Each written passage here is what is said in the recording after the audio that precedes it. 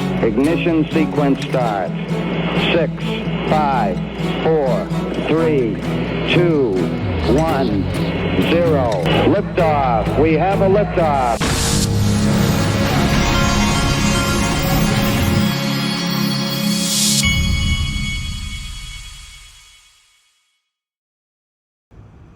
Hey everybody, this is the digital asset investor, and the market is very boring today.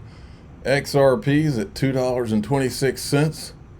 It's right there. If I'm in a position to buy in the next couple of days, I'm going to do so. That's kind of where I'm at. I'm also staring gold straight in the face. Check this out. Microsoft just found a new remote access Trojan going after crypto in 20 different wallet extensions on Google Chrome. Then down here, this person, I don't even know what that says. It says alert major threat to Coinbase wallet and MetaMask users. This malware swipes credentials and keys, potentially causing hefty financial hits. Expect market jitters and possible regulatory spotlight as crypto security vulnerabilities get exposed. Folks, this is why. One of the many reasons I don't use self-custody anymore. I used to, but I don't now, for a lot of reasons, but I don't do it. In my opinion, there are other alternatives. 25 million RLUSD minted on RLUSD Treasury, and then there was this from Leonidas. RLUSD circulating supply on CoinMarketCap now seems to have been updated. For the record, 125.64 million RLUSD have been minted on ETH, 44.05 million on XRPL. RLUSD supply has more than doubled in 6 weeks. If CoinMarketCap data is to be trusted, which is very questionable, it took USDT 9 months to reach such growth. USDT. I'm very bullish on the next 3 to 5 years. The internet was nascent until clear regulation. Then adoption went nuts. I'm not just bullish on the next 3 to 5 years. I'm bullish on the next 3 months to 5 years, 3 months to 10 years even. I love how positive these guys are over at Easy A. They're coming to XRP Las Vegas, by the way. Go to xrplasvegas.com because this thing is going to be here before you know it. En route to Ripple office in New York City with discussing something big, more coming soon. Then we got this, SEC chair nominee Paul Atkins inches closer towards becoming SEC's new leader with a Senate hearing reportedly planned for March 27th, according to Semaphores Eleanor Mueller, whatever that is. Acting SEC Chair Mark Uyeda says the agency considering revising or rescinding Biden-era rules on investor protections, including crypto asset regulations.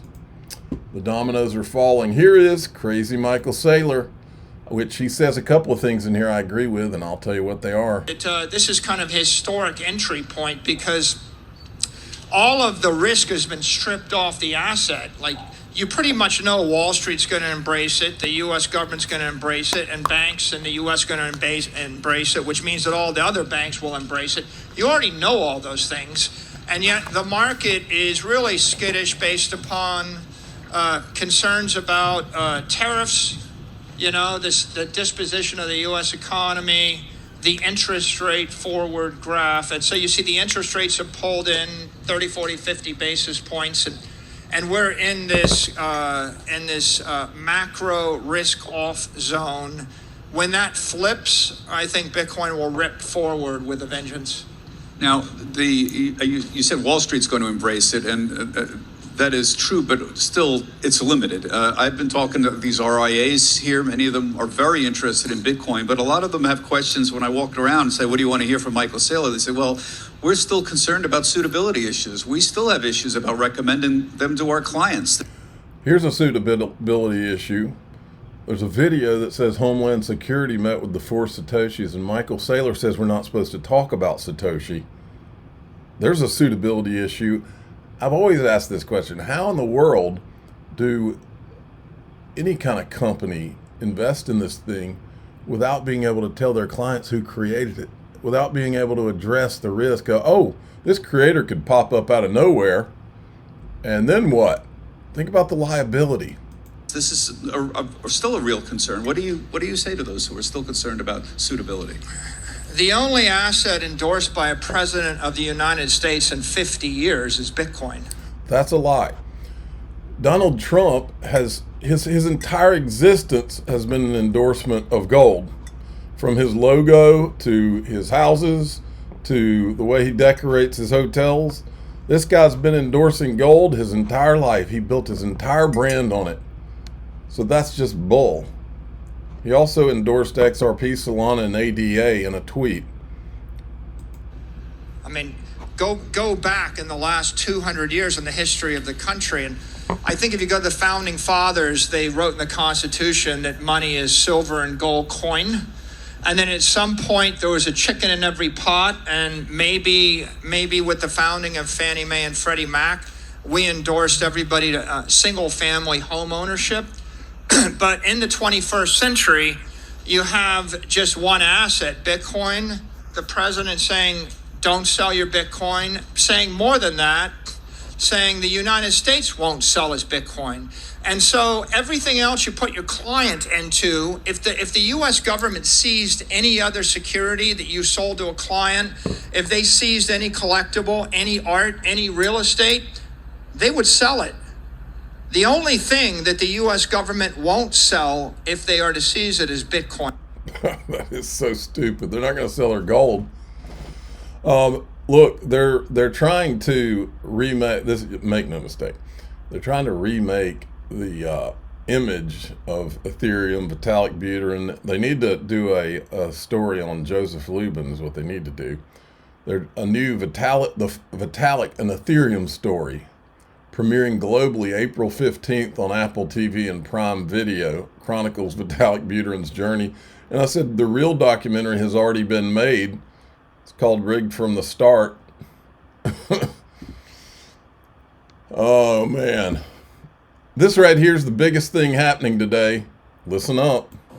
But while we're here, I thought it would be appropriate. We are tomorrow announcing. This was said yesterday. And giving all of the Kennedy files.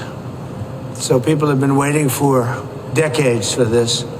And I've instructed my people that are responsible, lots of different people, put together by Tulsi Gabbard, and that's going to be released tomorrow.